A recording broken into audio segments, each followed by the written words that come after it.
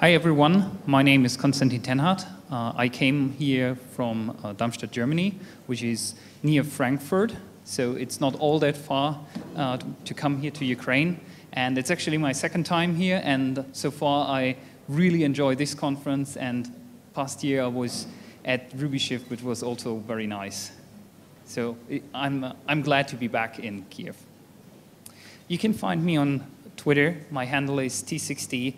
You can also find me on GitHub by this handle. And I'm here to talk about large-scale rates applications today. And I will not cover infrastructure aspects, but I will go into more detail about how you structure your code base in a way that it can deal with change and growth over time. Before we go into details about the rates aspects, I want to briefly talk about software design first. Software design, for me, is really all about building sustainable software products. And by sustainable, I mean products that are potentially around for a long time and that can endure change and growth over time. Ultimately, you can summarize that by saying products that adapt. So let's take a look at the typical software design process we as software developers do every day. It all starts out with a real-world problem usually. A customer comes to you and asks you if there's a solution you can implement in software to solve his needs. The first thing you need to do then is understand the problem. And that is often very hard because there are, as we heard yesterday, there are many communication issues, but it's an essential and very crucial part before you can actually do software development. Once you understood the problem, you probably are going to divide the problem. It's a common practice for software developers to divide things into manageable pieces and then solve each of these pieces individually. And finally, you basically implement each of the solutions you came up with and then assemble all these individual components back together to form an entire system. And if there was already software, and if there's already a software system around, then you finally have to integrate what you just did in the existing software. Seems like a simple linear process to me. 6 steps. You need to understand the problem, divide it, solve it, implement it, assemble everything, and finally integrate it. In reality, it's not that simple, and it is not that linear. Because in reality, we have to deal with change. And for me, change is really the hardest thing in software development you have to deal with. Change is also inevitable. You can't really avoid it because customers constantly change their mind, and you better be ready for it. So that means you need to design your system in a way that it can withstand change over time. And in this sense, a software product is comparable to a living organism, because living organisms also constantly evolve and change over time. Just that the evolutionary process of a software development of a software product is usually much faster than for biological species. But what is true for biological species also is true for software products. Organisms that aren't able to adapt usually die. And we definitely want to avoid that. And in order to do so, we have to deal with change, and we certainly should not try to avoid it. I actually think change is a good thing, because if we look at the evolutionary processes of biological species, we see, thank you, we see that, that these processes are actually very successful. So in this sense, I want to say we actually should embrace change. Change is a good thing. Keeping your software in order and refactoring often, this is something you should do. There are really 2 types of change. There is external motivated change, that is the change enforced upon you by your customer. Your customer changes maybe his mind about a certain business process, and then you need to adapt your software to model this changed business process correctly. Then there's internally motivated change. That is change you want to do as a developer to clean up your software, to make it better, and to prepare it for the days to come.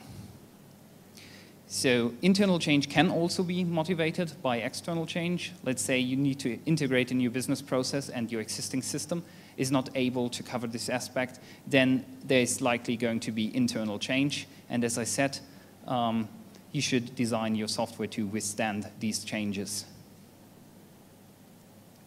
The other hard thing in software development is growth, and growth is constantly also forcing us to change our system. In contrary to change, growth is actually a bad thing because it increases complexity, and this is something you want to avoid at all costs. Sadly, with more and more features going into your product, there is a certain amount of complexity you can't avoid, and ultimately this complexity decreases the velocity in your team because it gets harder and harder to reason about your system. The nice thing is that strategies that usually enable change, and by that I mean refactoring and keeping the internal quality of your software product high, usually also reduce complexity because the components are slimmer and it is easier to reason about individual aspects of your software product. And it is also basically the punchline of this talk. You should enable change and reduce complexity. With growth, quality of your software product becomes actually more and more important. And like with change, there are two types of quality. There's external quality is how well the system meets the needs of its customers and users. Internal quality is how well it meets the needs of its developers and administrators. That is actually from a book on growing object-oriented software guided by test, which was written by Freeman and Price. And I highly recommend that book because it focuses on the aspect what we can gain from testing rather than focusing too much on how to do testing itself. As developers, we usually like to measure things and quantify everything. So, is quality measurable? Certainly there are some aspects that can be measured. There's, for instance, test coverage, and other metrics exist. But ultimately, measuring and everything doesn't really help you because ultimately it is about your own confidence you have towards your software product. You can have good test coverage, but maybe the tests are written badly. Then you still feel not confident about your product. And confidence is something you need to have if you want to change your system and grow your system. Does it make testing obsolete? I know there's a huge debate going on the purposes of testing these days.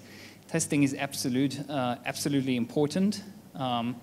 If it works for you to do test-driven design, that's something you need to know for yourself. But testing is important in any case because it avoids regression and, far more importantly, it gives you feedback.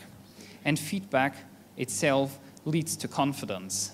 If you know that you broke something and within a fraction of a second the test suite basically tells you that you messed up, then that is a really good thing because it gives you the confidence to be on the safe side, to know when you broke something, and it also helps you to fix your software product. So what else can we do?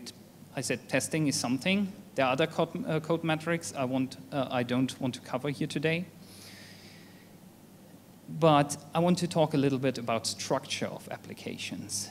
And usually, simple things are easier to understand. And and an application that is simple it is easier for us to reason about a clearly structured, simple application. So in this sense, organization and structure helps. Yeah. The thing about the terms I just covered, complexity, growth, changeability, quality, they are somehow all mutually dependent.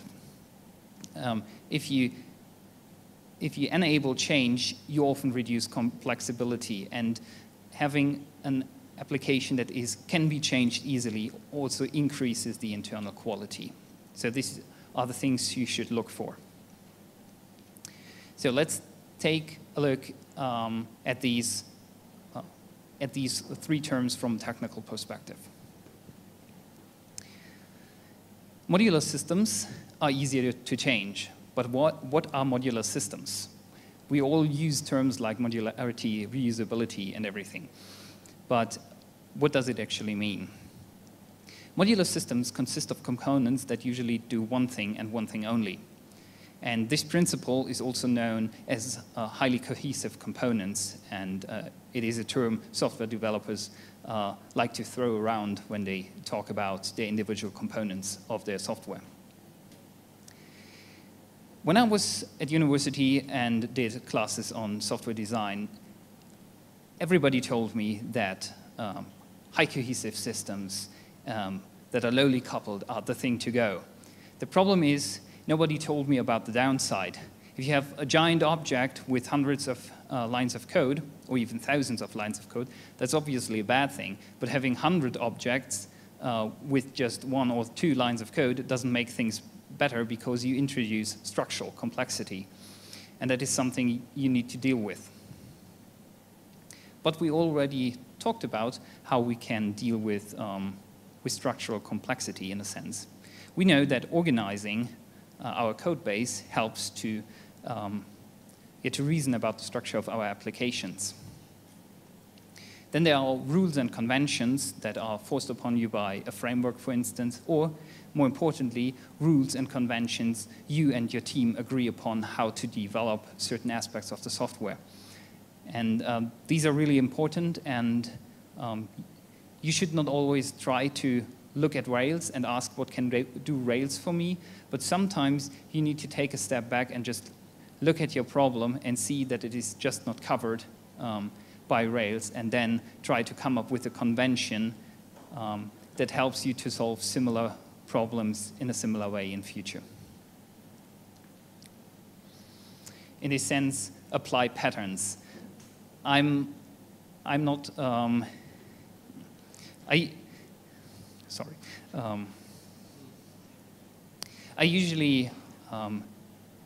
usually not a super big advocate of software design patterns, especially not taking one from a book and just applying it everywhere throughout my application, because usually you have to change some aspects about the patterns to really fit your needs.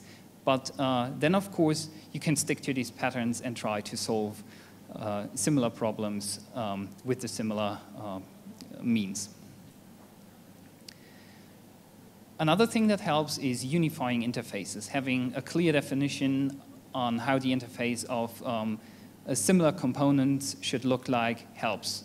Because then you can basically code by assumption. You know that there is a component for solving a certain task, and that it is it is a certain type of component that which all share the same interface, and you simply know the name of the component and can basically use it without looking at its implementation, because you exactly know the interface of this component. Components should know at least as little as possible about other components. That's also something we like to talk about very often, and the technical term for this is dependencies. And if there are only a few dependencies, we speak of loosely coupled components, that are components that basically can be used in isolation without interfering with any other parts of your software. And this is something you should aim for. But let's get finally to Ruby on Rails. MVC is nice. It is a really useful pattern, but you can't do everything with MVC. People just people often try to stuff everything in one of these components. Sometimes it's better to step back and ask, what kind of component would I need, and add it to Rails to suit my needs best. And I want to present a pattern today that deals with complex business processes and how to model them. Because there's a huge debate on where code that models business processes actually goes. The thing about business processes is that they are usually far more aspects to a business process than you think at first. If a customer tells you that he wants an option for creating users, then you might think, well, that's easy. I only have to add records to the database, so this code definitely belongs in the user model. The problem is when the customer talks about creating users, he means the business process, and the business process might also have other aspects, like sending a confirmation email to the user, tracking certain statistics, and so on. And creating a user is most of the time still a very easy business process, but there are much more complex ones. So it's crucial to understand business processes from the perspective of your customer and not trying to look at the problem from a developer standpoint. You really need to care about analyzing your customer's needs, then apply these typical software design processes, understanding, dividing, implementing the different solutions. And what I recently try is that I resemble the business process in code as close as possible. And there's a pattern for enterprise applications. It's called the transactional script. We'll see in a moment. And the idea behind this pattern is to organize code in business transactions. So to keep everything to model one process at one place. So that you immediately know where you need to go and change something if the real-world business process changes. As I said, the pattern for that is the transaction script. The idea behind the transaction script is that you organize all your code in a single procedure.